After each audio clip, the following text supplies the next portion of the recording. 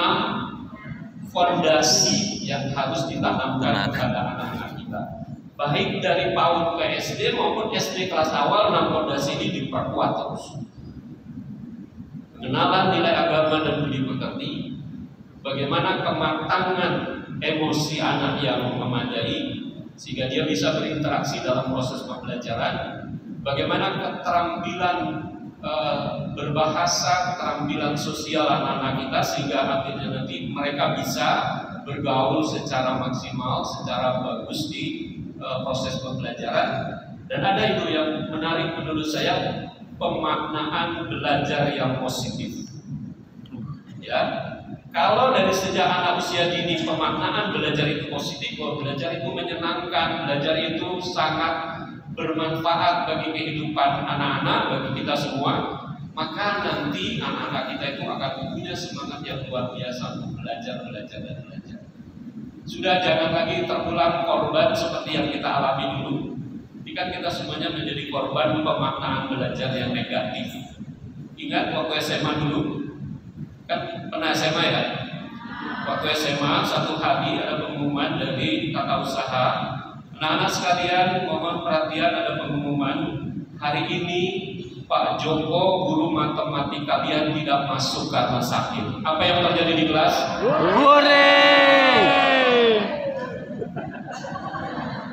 Saya kira cuma di Jakarta yang begitu.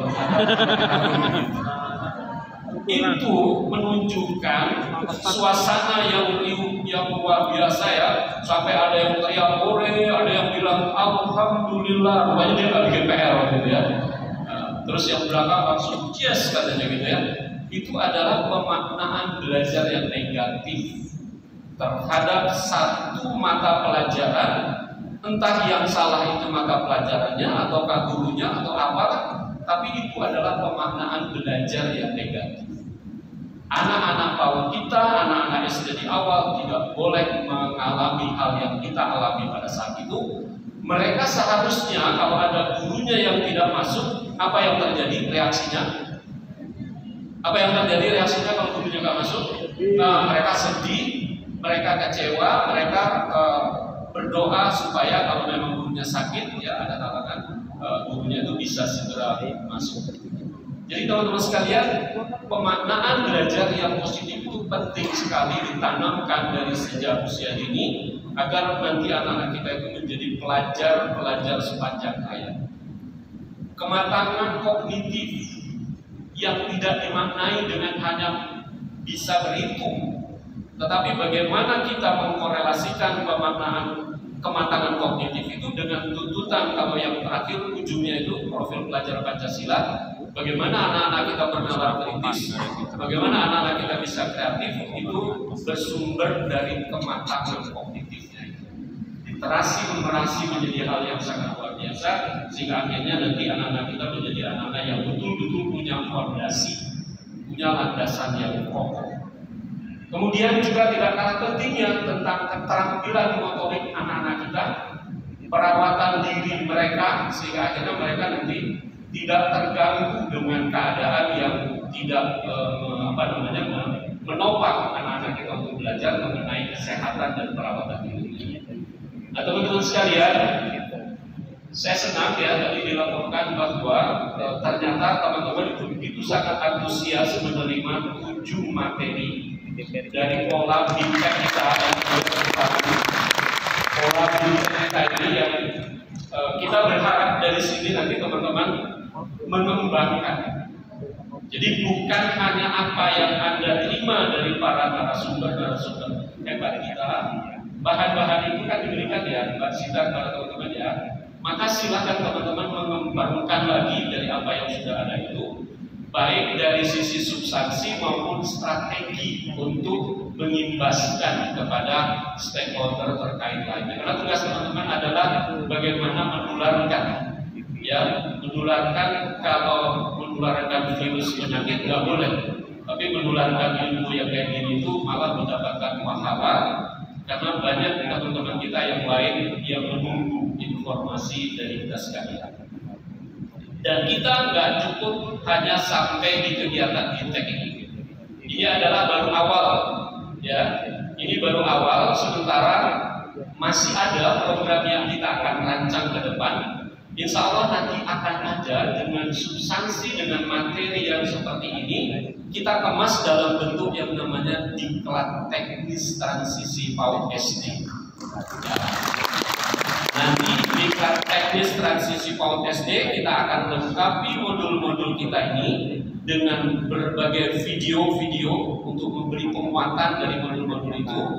Dan kita bisa menggunakan atau menerapkannya melalui dua cara, dua moda, baik itu nanti moda daring maupun moda luring. Kami akan rancang itu, doakan mudah-mudahan nanti kita akan terus kembangkan karena ini menjadi hal yang sangat penting. Boleh kita tepuk tangan sama-sama. Nanti saya berharap nih Mbak Iman, teman-teman ini bisa kita orientasikan menjadi calon-calon narasumber pada saat diklat teknis. Sudah siap? Oh, sudah siap. Ya, karena nanti diklat teknis yang sifatnya luring itu membutuhkan calon-calon pelatih. Kita akan buat yang namanya PCP, pelatihan calon pelatih diklat teknis transisi PAUD SD. Ya, akan buat itu. Di samping nanti secara masif kita siapkan juga diklat ini secara daring. Yang daringnya dari murni, tidak dari kombinasi. Autopilot, mereka yang mau belajar secara mandiri silakan sebagai pemanasan dan sebagainya. Tapi kita tidak menutup kemungkinan yang sifatnya adalah luring. Nah, ini menjadi penting untuk kita bersama-sama. Saat ini teman-teman bertugas untuk mengimbaskan, mensosialisasikan kepada pihak-pihak terkait. Tapi nanti suatu saat kita lebih dalam lagi. Kita akan lebih teknis lagi bicara tentang bagaimana penataan lingkungan transisi PAUD SD, bagaimana kita membuat proses pembelajaran yang memberi penguatan tentang landasan yang itu, kemudian bagaimana nanti sampai kepada kita melakukan asesmennya, evaluasinya dan lain sebagainya. Jadi teman-teman sekalian, masih banyak yang perlu kita perbaiki ke depan, ya, bukan berhenti sampai di sini. Ini adalah baru awal. Dan ada tercatat di dalam sejarah ini angkatan pertama ya Mbak Sita ya, bukan itu angkatan pertama.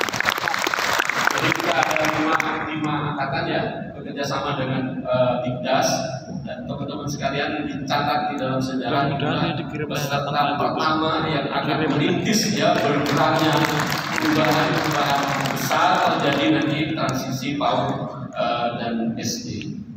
Teman-teman yang saya hormati, ini masih semangat nggak untuk berada di sini? Semangat.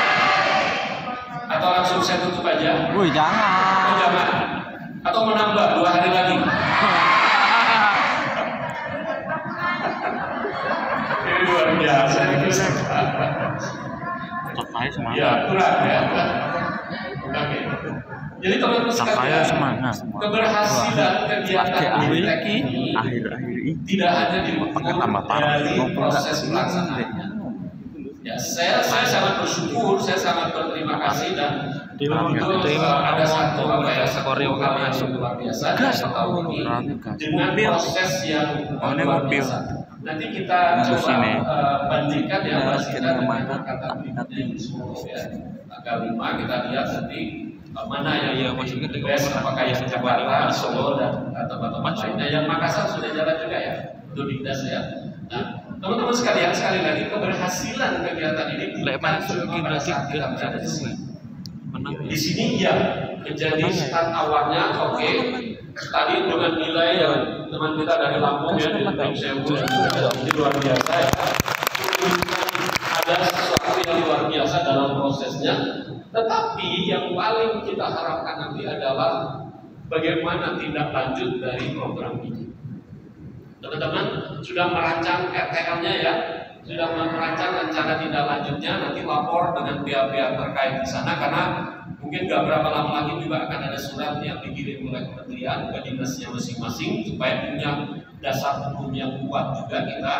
Nah nanti dari sana teman-teman akan menerapkan yang sudah dirancang itu karena implementasinya yang kita harapkan nanti di lapangan. Ya, semua pihak, tidak cuma guru, tidak cuma SD, kepala, tetapi juga termasuk para orang tua harus disampaikan tentang kebijakan transisi PAUD SD dalam rangka penguatan anak-anak kita untuk bersekolah. Jadi untuk itu saya mohon kepada teman-teman sekalian memandang bahwa kegiatan ini adalah kegiatan awal sebagai bekal awal kita, maka 7 materi yang sudah Anda terima silakan terus didiskusikan, silakan terus dikembangkan, kemudian cari strategi-strategi yang lebih efektif lagi. Walaupun di sini sudah dibekali oleh para narasumber dengan berbagai strategi yang tentunya lebih banyak menekankan pada praktek ya, bukan cuma teori, tapi yang terpenting adalah praktek ya dari apa yang sudah kita lakukan ini. Itu saja yang bisa saya sampaikan. Saya sudah tahu juga sebagian dari teman-teman sudah ingin segera diselesaikan kegiatan ini. Walaupun sebagian besar tadi teriak masih semangat gitu ya, masih semangat. Tapi karena memang sudah harus ditutup ya kegiatan malam ini, dan ada salam dari Ibu Direktur, Ibu Dr. Santia Baruni yang tadi saya siang bersama beliau lalu menyampaikan bahwa beliau tidak bisa duduk di sini karena kemarin sudah beliau membuka. Maka saya sebagai koordinator transformasi pembelajaran di Direktorat Guru Kota Dimas diminta untuk mewakili beliau. Mudah-mudahan teman-teman sekalian yang sudah mengikuti kegiatan ini mendapatkan ilmu yang bermanfaat, ya, ilmu yang bisa nanti menjadikan kita orang-orang yang punya makna bagi kehidupan di dalam proses pembelajaran, baik itu di pendidikan anak usia dini maupun di pendidikan sekolah dasar. Demikian yang bisa saya sampaikan. Terima kasih dan selamat jalan di tempatnya masing-masing. Mohon maaf apabila ada hal-hal yang berkenan dari teman-teman kami, para panitia maupun juga mungkin dari narasumber ya. Kalau ada sumur di ladang, bolehlah kita menumpang mandi. Kalau ada umur yang panjang, insya Allah kita akan berjumpa lagi dengan diklat teknis yang nanti kita akan kembangkan di masa yang akan datang. Terima kasih dengan mengucapkan Alhamdulillahirabbil alamin. Maka secara resmi kegiatan bimbingan teknis transisi PAUD SD angkatan 1 ini saya nyatakan secara resmi ditutup. Terima kasih, mohon maaf, saya akhiri. Billahi taufiq wal hidayah. Wassalamualaikum warahmatullahi wabarakatuh. Waalaikumsalam.